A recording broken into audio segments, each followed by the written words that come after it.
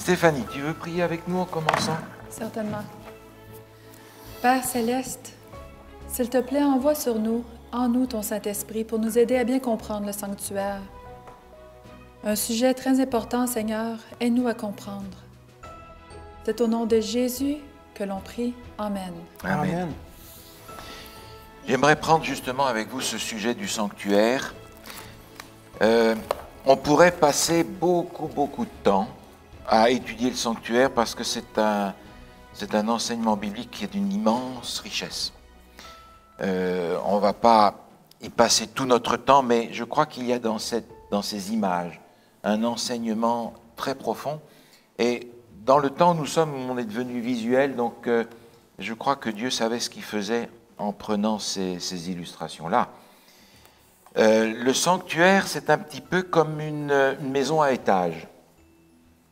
C'est-à-dire qu'on va rentrer au rez-de-chaussée, par exemple, il peut y avoir un bureau de réception, et puis une salle de réunion, et puis 1 ou 2 bureaux, et puis on monte à l'étage suivant, il va y avoir des bureaux partout. L'étage suivant, ça sera par exemple la cafétéria. L'étage suivant, ça va être un appartement. Donc le sanctuaire, c'est comme ça, c'est un bâtiment à étages. On peut prendre ce sujet par plusieurs angles, mais on est toujours à l'intérieur du sanctuaire. On va aujourd'hui regarder un étage de base, simple, mais qui est en même temps très profond parce qu'il va nous permettre de voir à quel point, dans l'Ancien Testament, le plan du salut en Jésus est déjà exprimé au travers des images. Des images que d'ailleurs Jésus va reprendre lorsqu'il va présenter le plan du salut dans son époque.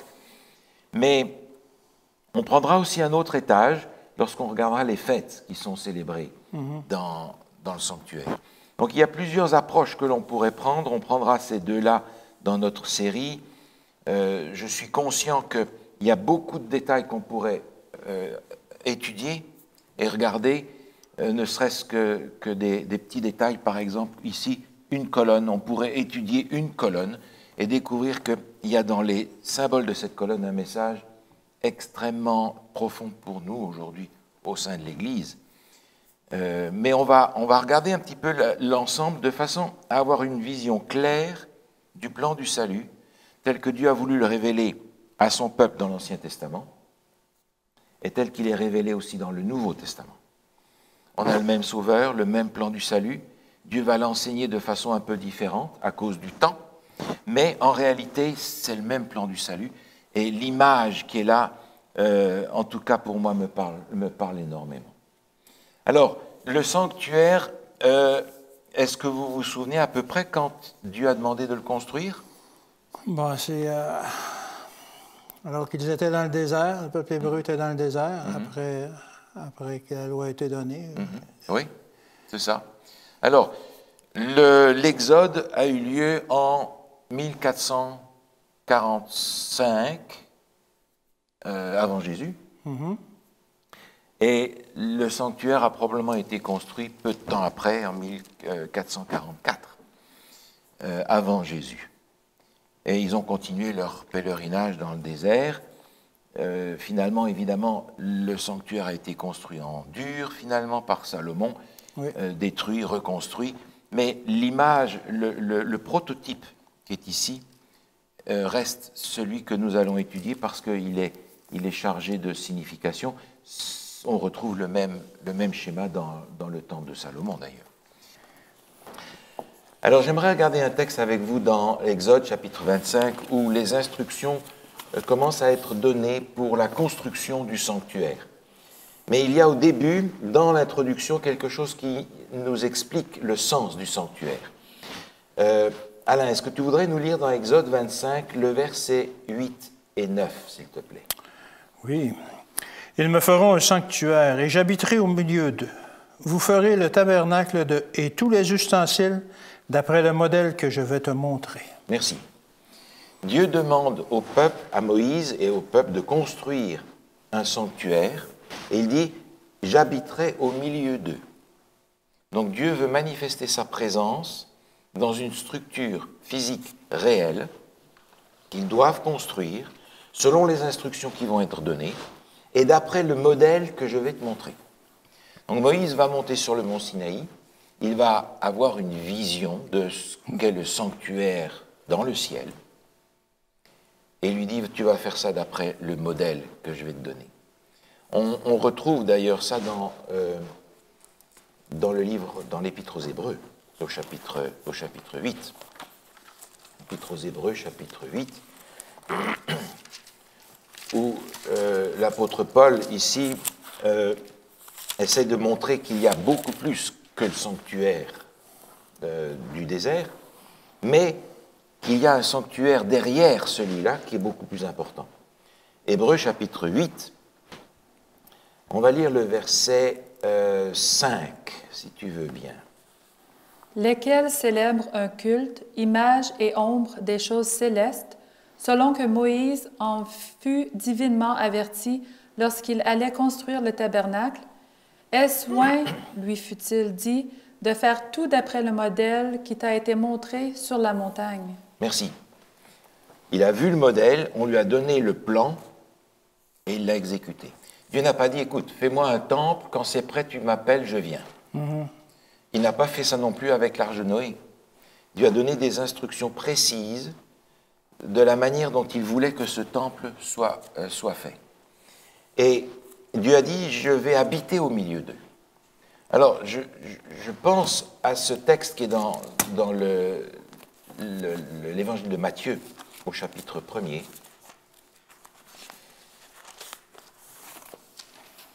Où on a l'annonce de la venue de Jésus, et j'aimerais qu'on lise un texte qu'on connaît bien, on le lit généralement à Noël, mais on peut le lire à un autre moment, je pense.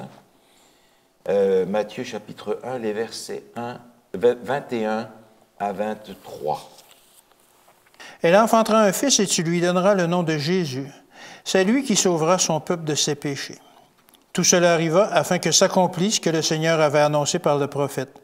Voici, la Vierge sera enceinte, elle enfantera un fils, et on lui donnera le nom d'Emmanuel, ce qui signifie Dieu avec nous. Merci. D'abord, il nous est dit qu'il va s'appeler Jésus. Oui. Et le texte nous dit, Emmanuel. C'est lui qui sauvera son peuple de ses péchés.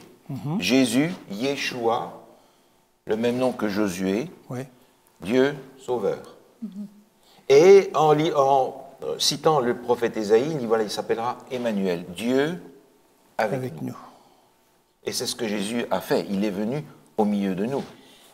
Par conséquent, lorsque Dieu dit dans l'Ancien Testament, je vais habiter au milieu de mon peuple, il va habiter dans cette structure-là, physique, et sa présence, au milieu de ce peuple, nous oriente directement vers Jésus. Parce que Jésus est venu habiter avec nous. Dans l'évangile de Jean, au chapitre 2, on a le récit du premier miracle de Jésus, où il a changé l'eau en vin, un miracle très significatif qui est appelé en réalité un signe, qui fait référence à sa crucifixion. Et puis après, à partir du verset 13, il est question de la Pâque qui est proche et de la discussion que Jésus va avoir avec ses contemporains. Et on va lire simplement le verset 18 à 21. Les Juifs, prenant la parole, lui dirent, « Quel miracle nous montreras-tu pour agir de la sorte? » Jésus leur répondit, « Détruisez ce temple, et en 3 jours je le relèverai. » Les Juifs dirent, « Il a fallu 46 ans pour bâtir ce temple, et toi, en 3 jours, tu le relèveras? » Mais il parlait du temple de son corps. Donc, l'évangile de Jean fait ce lien très clair entre le sanctuaire, le temple de Jérusalem, et Jésus lui-même. Parce que Jésus est Emmanuel. Il est venu habiter parmi nous. J'aimerais qu'on prenne ce sanctuaire au niveau des objets, au niveau de ces lieux qui sont là, pour essayer de comprendre qu'est-ce que Dieu veut révéler au travers de ce sanctuaire par les symboles qui s'y trouvent. C'était en réalité une parabole vivante dans laquelle les Juifs devaient prendre part, parce qu'ils étaient appelés à avoir une certaine activité. Il y avait les fêtes, il y avait les sacrifices, il y avait toute une activité qui se développait dans le temple. Donc ce n'est pas une parabole simplement comme Jésus les raconte, où il raconte ce qui se passe autour des gens qui l'écoutent, autour de la mer de Galilée. Là, c'est vraiment, ils sont impliqués dans le service du temple. Et ce n'est pas simplement pour les occuper quand ils sont dans le désert et qu'ils n'ont rien à faire. Ouais. Il est nécessaire qu'impliqués dans le service du temple, ils comprennent ce que ce temple veut dire. Autant que possible, parce qu'on est là 1500 ans à peu près avant Jésus-Christ. Donc c'est toujours beaucoup plus difficile de voir ce qui vient en avant que de réfléchir comme nous le faisons en arrière pour comprendre cette illustration-là. Alors, on va commencer ici avec la première partie qui est le parvis. Dans le livre de l'Exode, au chapitre 27, Exode, chapitre 27,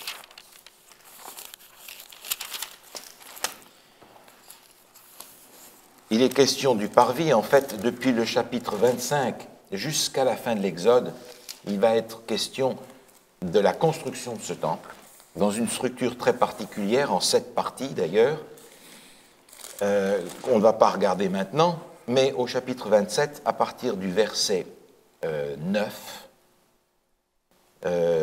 il est question du parvis.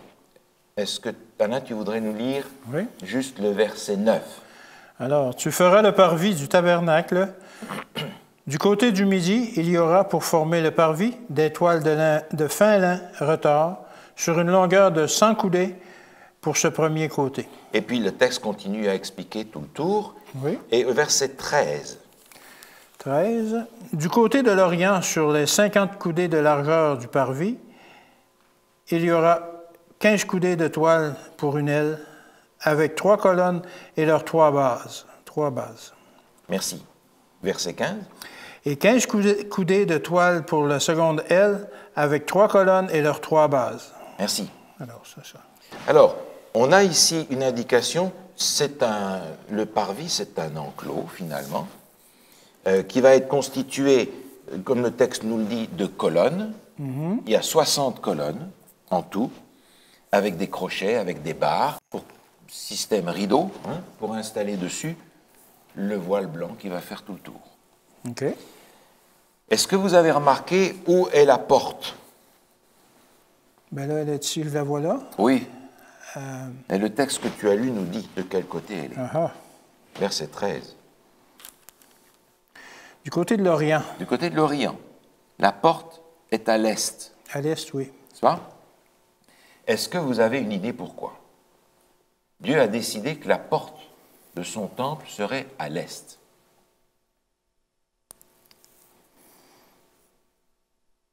Est-ce que c'est parce que l'Ouest représentait le Dieu païen?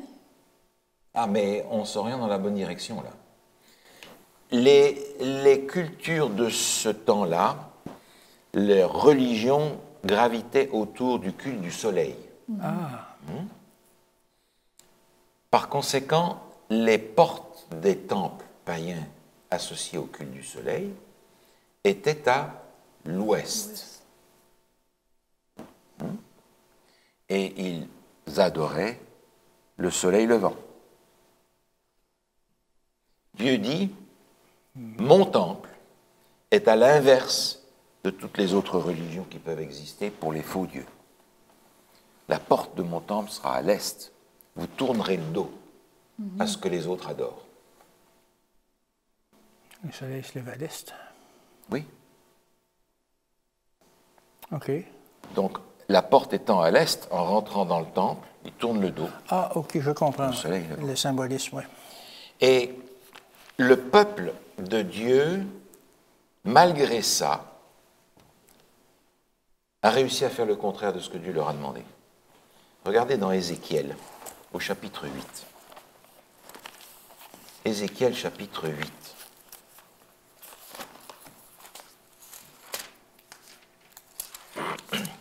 Dieu va donner une vision au prophète pour lui montrer ce qui se passe dans le temple de Jérusalem. Et vous allez tout de suite voir ce qui s'y passe. C'est au chapitre 8 du livre d'Ézéchiel. Et j'aimerais qu'on puisse lire le verset 16. Et il me conduisit dans le parvis intérieur de la maison de l'Éternel.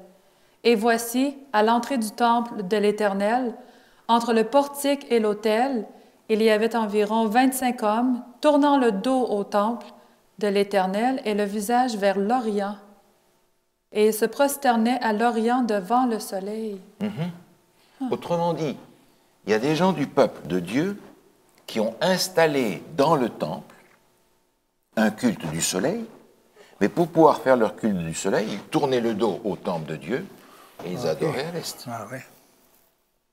Dieu est en train de dire, le plan du salut que je propose à l'humanité, il est diamétralement opposé à tout ce que les religions païennes proposent comme plan du salut. Et déjà là, on est au clair, parce que toutes les religions païennes et toutes les déformations de la religion biblique parlent du salut par les œuvres. On va faire des sacrifices pour apaiser les dieux. On va faire des œuvres pour que Dieu ne soit pas fâché. On va gagner son salut par les œuvres. Dieu dit, c'est pas comme ça que ça marche. Mon plan du salut, il est tout à fait dans l'autre sens. Et malheureusement, le peuple d'Israël ici a préféré, à l'intérieur du temple même de Dieu, construire un autel au soleil et tourner le dos à Dieu. C'est ce que ce peuple a fait trop souvent et c'est ce qu'il a fait en particulier au moment où Jésus est venu.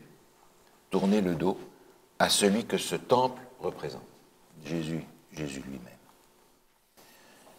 On a donc ce parvis qui est une cour, 60 colonnes, et on a la porte ici, à l'est.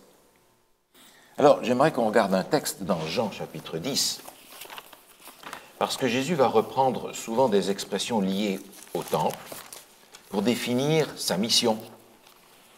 Évangile selon Jean, chapitre 10. J'aimerais qu'on lise les versets 7 à 10, si tu veux bien. Jésus leur dit encore, en vérité, je vous le dis, je suis la porte des brebis. Tous ceux qui sont venus avant moi sont des voleurs et des brigands, mais les brebis ne les ont point écoutés. 9 et 9 et 10. Je suis la porte. Si quelqu'un entre par moi, il sera sauvé. Il entrera et il sortira et il trouvera des pâturages. Le voleur ne vient que pour dérober, égorger et détruire. Moi, je suis venu afin que les brebis aient la vie et qu'elles soient dans l'abondance. Merci. Et Jésus continue en disant, je suis le bon berger. Il dit, je suis la porte.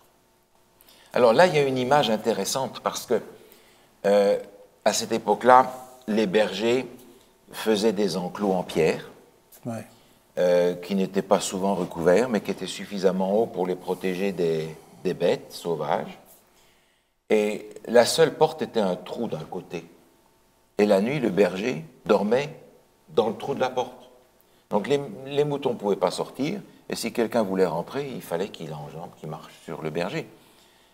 Ce qui veut dire que quand Jésus dit « je suis le bon berger, je suis la porte », il dit la même chose. Il est la porte. Jésus est la porte. Alors, on va jouer le jeu du sanctuaire, si vous voulez. On va dire qu'on ne comprend pas exactement comment Dieu sauve l'humanité, mais on va commencer par rentrer par la porte.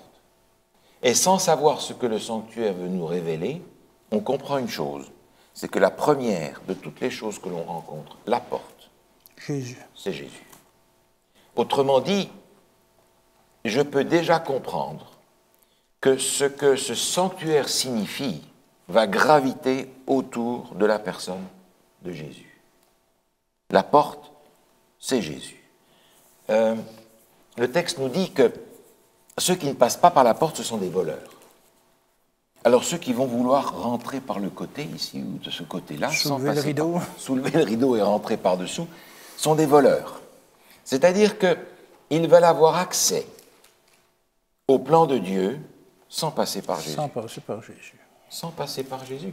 Et vous savez, c'est facilement reconnaissable. Vous rencontrez des gens qui se disent chrétiens. Vous parlez avec eux peut-être une demi-heure. Ils vont vous parler de beaucoup de choses, mais pas de Jésus. Et voilà les voleurs. Ils vont vous parler d'une foule de choses, d'une foule de questions secondaires. Mais Jésus n'est pas là. Jésus n'est pas présent dans leur témoignage, dans leur discours, dans leur vie.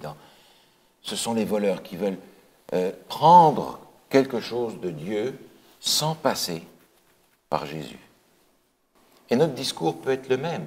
Quand je partage ma foi, elle gravite autour de quoi? De Jésus.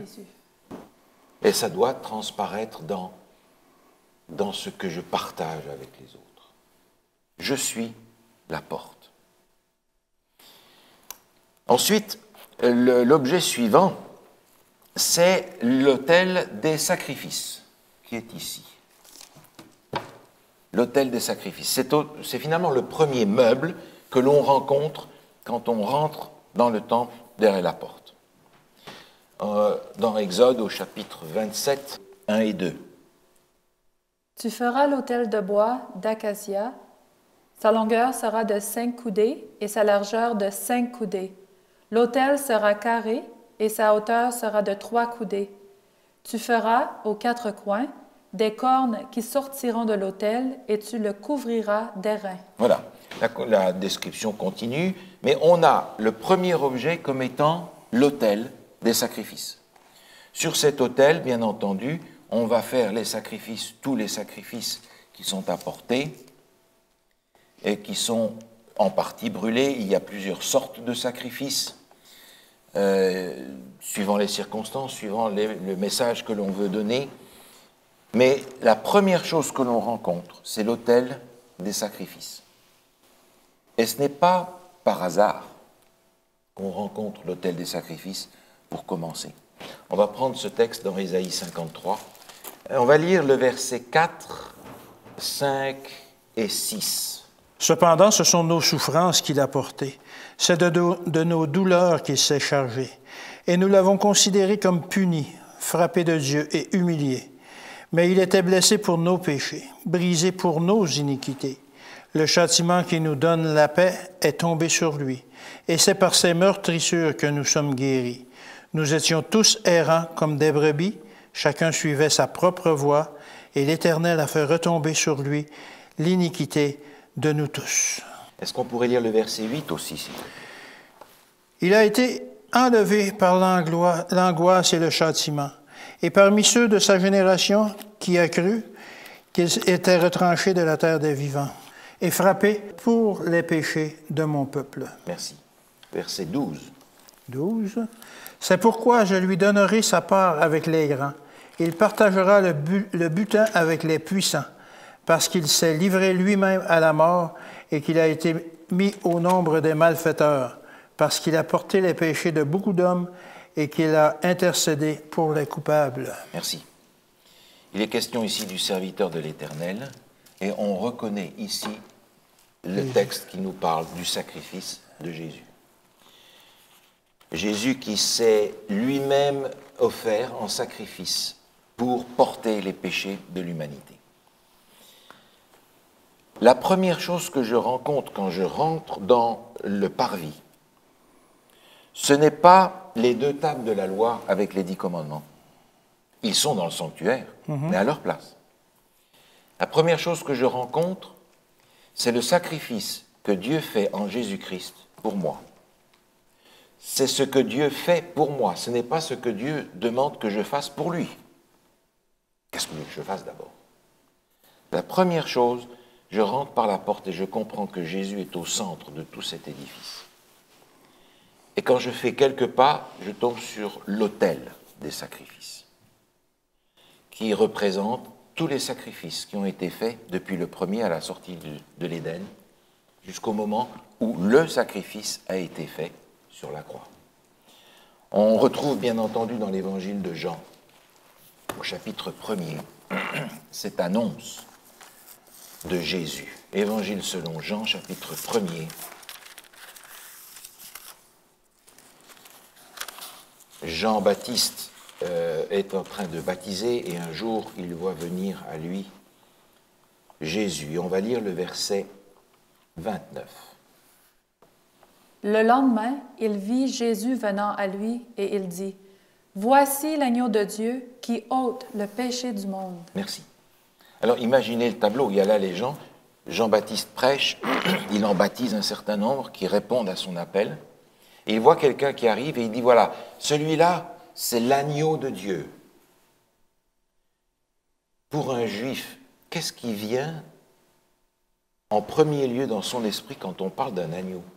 Un sacrifice. Un sacrifice. Un sacrifice, oui. Et quel sacrifice en particulier? Ben, le sacrifice qui enlève les péchés. Oui. Mais il y a un sacrifice particulièrement où on nous dit de prendre un agneau d'1 an. Vous vous souvenez? À la fête de Pâques. Oui, c'est ça.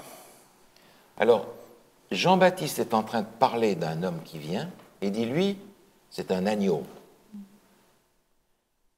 Dans la tête des gens, quel est le rapport entre cet homme et la fête de Pâques? Pour les gens qui sont là, c'est mystérieux. C'est l'agneau qui ôte le péché du monde. Mystérieux pour ces gens. Parce que la fête de Pâques, ils vont la faire très machinalement. Oui. Ils vont la faire d'une façon traditionnelle. On fait la fête de Pâques. Et ils ont perdu de vue qui est l'agneau qu'ils sacrifient et qu'ils mangent. On dit, voici l'agneau. Et bien entendu, il y a un lien direct entre Jésus et Pâques, parce que Jésus est mort à Pâques. Oui.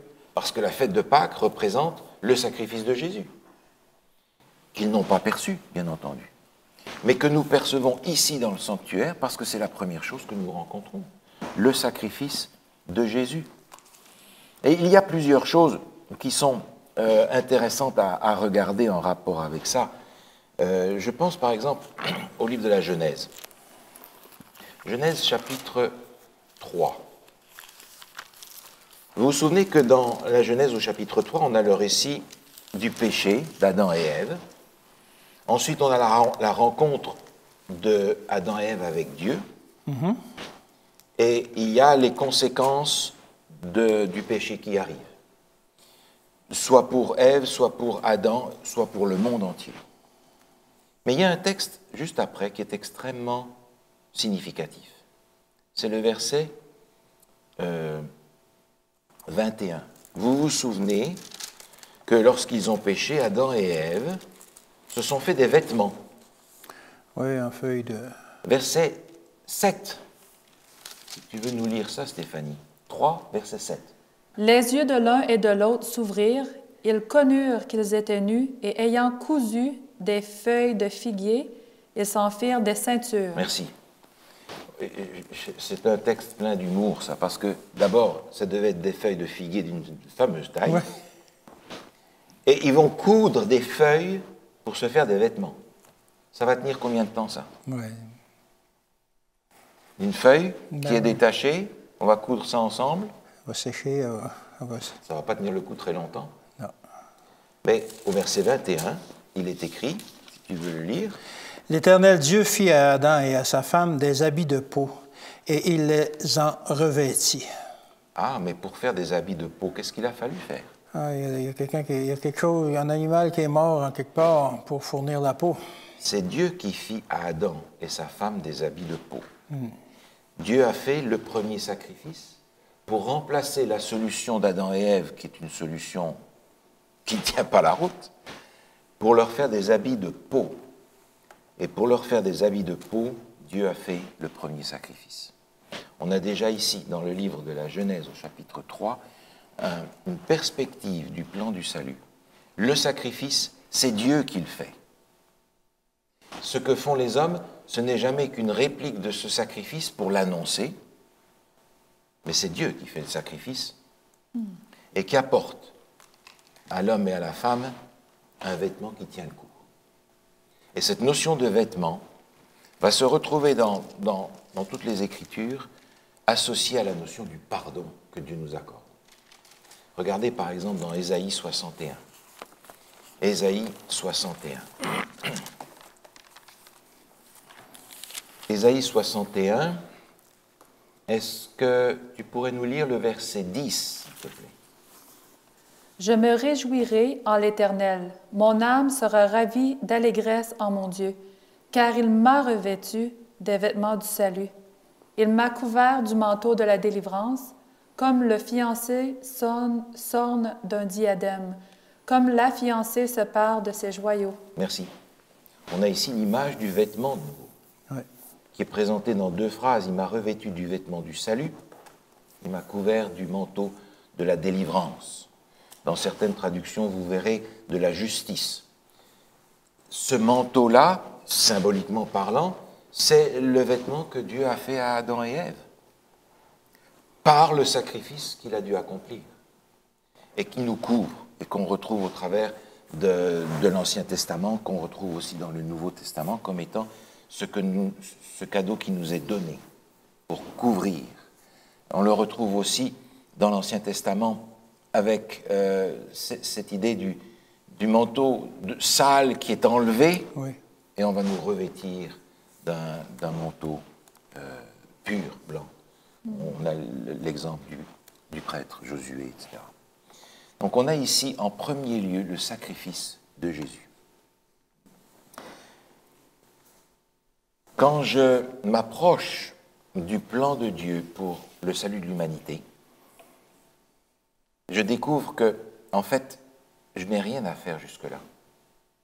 Et je découvre ce que Dieu a fait pour moi, non pas, comme je disais tout à l'heure, ce que Dieu me demande de faire pour lui. Et quand je découvre dans la croix de Jésus, dans son sacrifice, tout ce que ça représente, que nous avons d'ailleurs du mal à imaginer, on est en train de découvrir la dimension surhumaine, la dimension divine de l'amour de Dieu. Le sacrifice de Jésus n'a pas commencé à la croix. Le sacrifice de Jésus a commencé lorsqu'il a accepté de venir sur la terre pour sauver l'humanité. Parce que nous n'avons aucune idée de la place que Jésus tenait dans le ciel, parfait. Et il est venu comme un bébé, vulnérable, misérable, dans un monde de péché. Le sacrifice commence déjà là, Ouais. largement. Il va naître dans une étable parce qu'il n'y a même pas une maison pour le recevoir. La vie de Jésus de A à Z est un sacrifice. Et c'est le sacrifice qui nous montre l'amour de Dieu, en chair et en os. Et là, je me dis, mais qu'est-ce que je dois faire? C'est la question que les gens qui ont entendu la prédication de Pierre lors de la Pentecôte ont posée. Actes chapitre 2. Actes chapitre 2. On va lire les versets 38, 37 et 38 et 39. Après avoir entendu ce discours, ils eurent le cœur vivement touché, et ils dirent à Pierre et aux autres apôtres, « Hommes, frères, que ferons-nous? » Pierre leur dit, « Repentez-vous et que chacun de vous soit baptisé au nom de Jésus-Christ pour le pardon de vos péchés. Et vous recevrez le don du Saint-Esprit, car la promesse est pour vous, pour vos enfants et pour tous ceux qui sont au loin, et en aussi grand nombre que le Seigneur notre Dieu les appellera. » Merci. Qu'est-ce que nous devons faire? Mais il n'y a rien à faire si ce n'est Se faire baptiser. d'accepter, Ouais.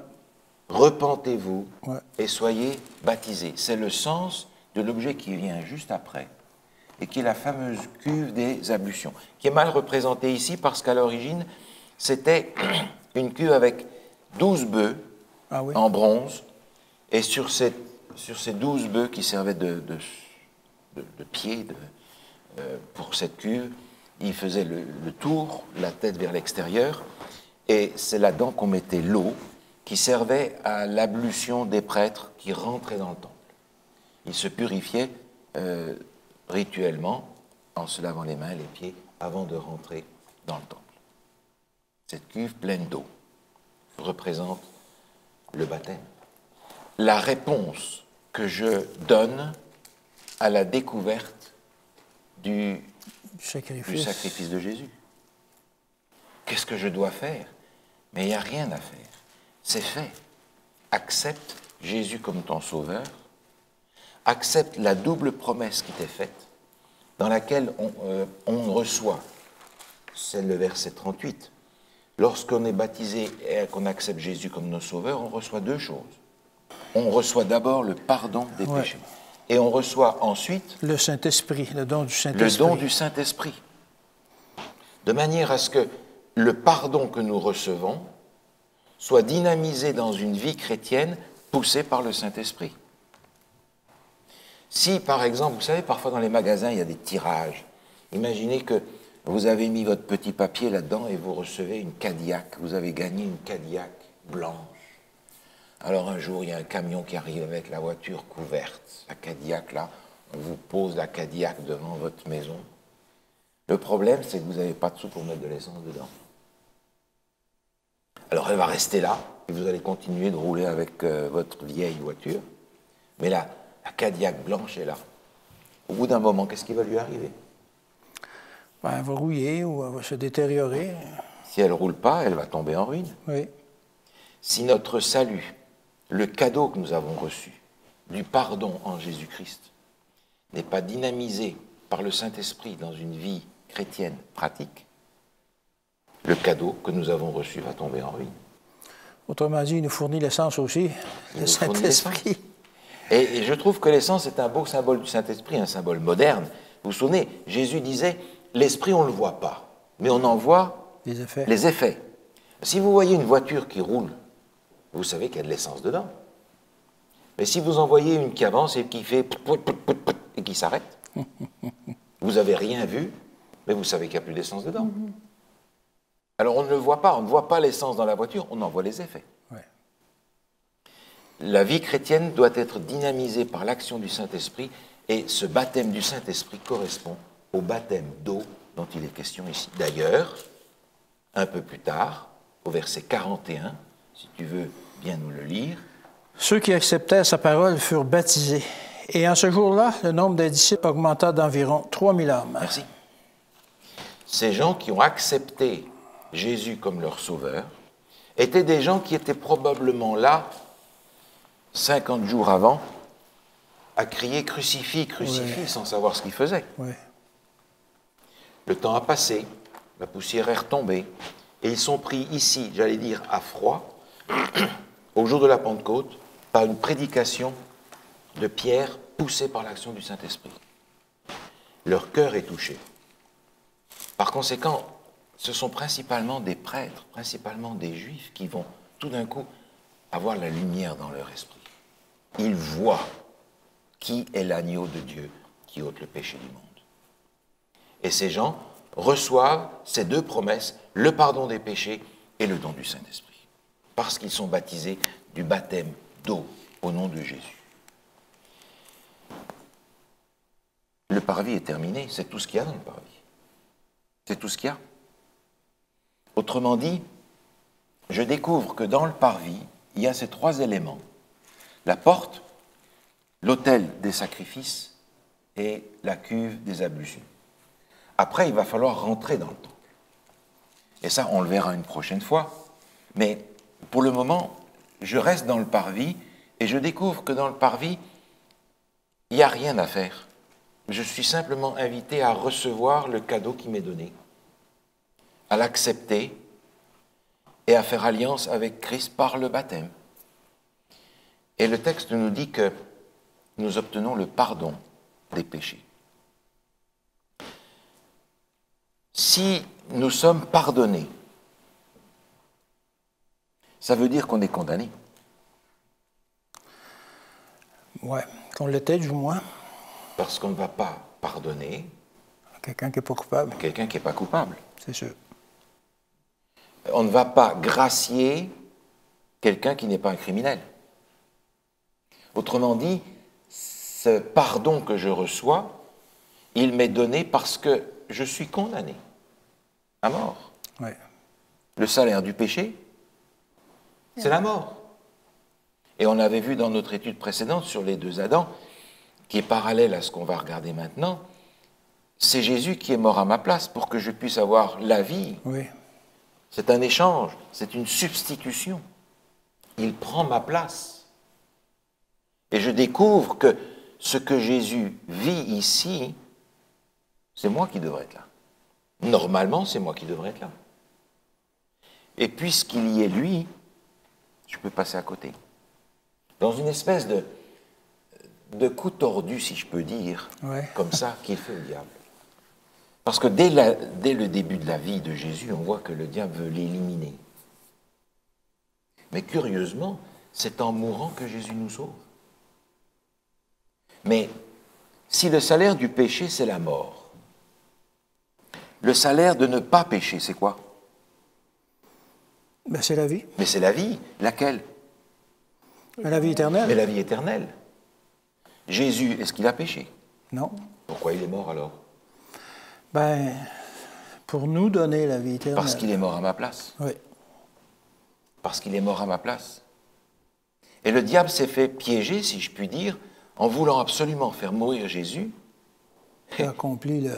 Il a accompli le plan de Dieu parce qu'il a sacrifice. permis à l'humanité de pouvoir être sauvée. Et je réalise tout ça et je me dis, mais c'est un plan du salut extraordinaire. Je n'arrive pas à comprendre l'amour de Dieu qui va jusque-là. Pour n'importe qui dans le monde aujourd'hui.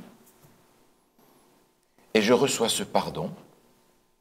Mais je reçois ce pardon d'une façon particulière parce que si je reçois le pardon et si je reçois ce manteau et si je suis couvert, je suis regardé comme quelqu'un qui n'a jamais péché. Qui n'a jamais péché. Parce que le meurtrier, l'assassin, le gangster qu'on a enfermé et qui est condamné à mort, par exemple, et qui par la grâce a été libéré, la grâce de la reine, du président, peu importe, on va le gracier. Il a été condamné d'abord, il est gracié après, on va lui ouvrir les portes de la prison et on va lui dire, vous pouvez courir dehors et bénéficier de la même liberté que les autres qui ne sont pas condamnés. Oui. La dette est effacée. Est-ce qu'il est encore le voleur, l'assassin, le meurtrier? Ben oui. Il l'est encore. Oui.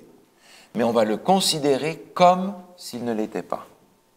Et il va par conséquent jouir des privilèges de ceux qui ne sont pas des meurtriers. Jésus. Il va bénéficier de ce que Jésus est. Parce que lui n'est pas le meurtrier, n'est pas l'assassin. Il est sans péché. Autrement dit, ce pardon, c'est un pardon particulier dans lequel Dieu me regarde comme si je n'avais jamais péché. On peut regarder ce texte dans l'Épître aux Galates. Galates chapitre 3. On va lire le verset 26 et 27. Car vous êtes tous fils de Dieu par la foi en Jésus-Christ. Vous tous, qui avez été baptisés en Christ, vous avez revêtu Christ. Merci. Quand on parle du Fils de Dieu, on parle de qui? De Jésus. Mais oui, en général, on parle de Jésus. Ben oui. Mais ce texte nous dit, vous êtes tous fils et filles de Dieu Par la foi. en Jésus. Vous tous qui avez été baptisés en Christ, vous avez revêtu Christ. C'est ça.